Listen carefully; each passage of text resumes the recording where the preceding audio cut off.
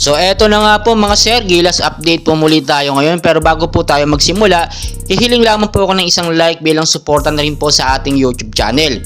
So POC Bumble Tolentino o Abraham Tolentino naniniwala po na yung nadetect po kay Justin Brownlee sa anti-doping test ng ITA or yung presence of carboxy THC ay nakuha po ni Justin Brownlee nung kasalukuyan po siya nagpapagaling ng mahabang panahon doon nga po sa Amerika, which is merong pong substance or contain ng cannabis na naiturok po sa kanya. Sinabi po ni POC Bumble Tolentino, no, Justin Brownlee may have unknowing taken prescription medicine containing cannabis, no, marijuana po, while recovering in the United States, where he had surgery to remove bone spurs from his foot. So nakita naman natin, isa yun sa main reason kaya na-detect talaga ng ITA na positive itong si Justin Brownlee sa cannabis or marijuana. Ayon na rin po sa sinabi ng SBP, no, si Justin Brownlee daw ay talagang mahabang panahon na nagpagaling sa Amerika, sa United States. So talagang may posibilidad kasi itong cannabis po na ito o yung marijuana ay legal naman po talaga sa Amerika, sa Thailand at sa iba't ibang mga bansa. Ginagamit na po yan bilang medication or gamot sa mga sakit, sa mga karamdaman.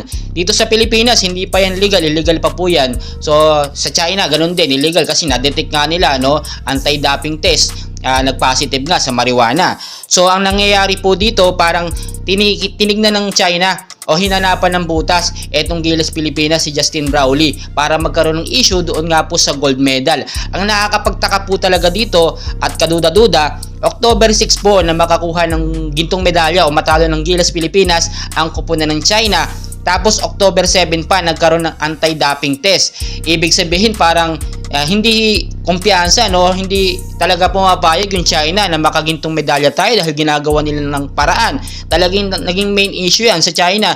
Kahit nga itong si Yao Ming, no, talagang masama ang loob sa pagkakatalo ng China sa Gilas Pilipinas dahil hindi man lang sila nakabawi. So nakita natin doon parang pananabotahe sa Gilas Pilipinas kay Justin Brownlee. At ang sabi pa, kapag ka na patunayan daw na positibo talaga itong si Justin Brownlee dito nga sa tinatawag na cannabis or marijuana, ay posible pa daw po itong maban sa PIBA at sa PBA. At ang sinasabi nila, pwedeng umabot yan hanggang 6 na buwan hanggang 2 taon. So napakatagal po no. Si Justin Brownlee po, kung wala po siya sa Gilas Pilipinas, for sure hindi po tayo nakakuha ng gintong medalya. So marapat lamang na ipagtanggol ng Gilas Pilipinas, no, at ng POC na si Justin Brownlee talaga ay nakuha yung substance na yun nung nagpapagaling siya sa Amerika. So kinakailangan lamang po dito ng medical report ng doktor po ni Justin Brownlee sa Amerika para patunayan na hindi gumagamit si Justin Brownlee personally ng cannabis or marijuana para sa pansarili niya, bagkos para sa medication niya doon sa long time na recovery niya para sa kanyang surgery. Si Jordan din po no nag-positive sa anti-doping test, pero ang pinaka tinitignan natin dito yung nakagintong medalya nga ang Gilas Pilipinas. So far so good lahat ng player. Si Justin Brownlee lang ang nag-positive talaga dito nga po sa THC na may substance of cannabis.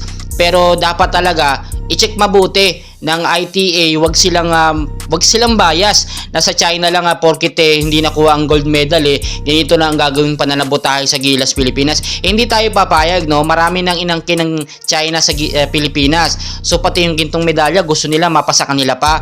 Nilinaw po yan ni Bumble Tolentino na mananatili sa atin ang gintong medalya at hindi po yan makukuha ng China. Talagang malinaw na malinaw sa buong sabayanan, no, sa buong Pilipinas, sa buong mga bansa na tayo ang nanalo kontra sa kupunan ng China. So kahit mag-positive itong si Justin Brownlee, kahit makuha ng China ang gintong medalya, mananatili sa atin yung pagkapanalo at pusong gintong medalya na ating nadala dito nga po sa Asian Games. So patuloy ko po kayong i-update and please huwag niyo pong kalimutan mag-like and subscribe sa ating YouTube channel. Maraming salamat po.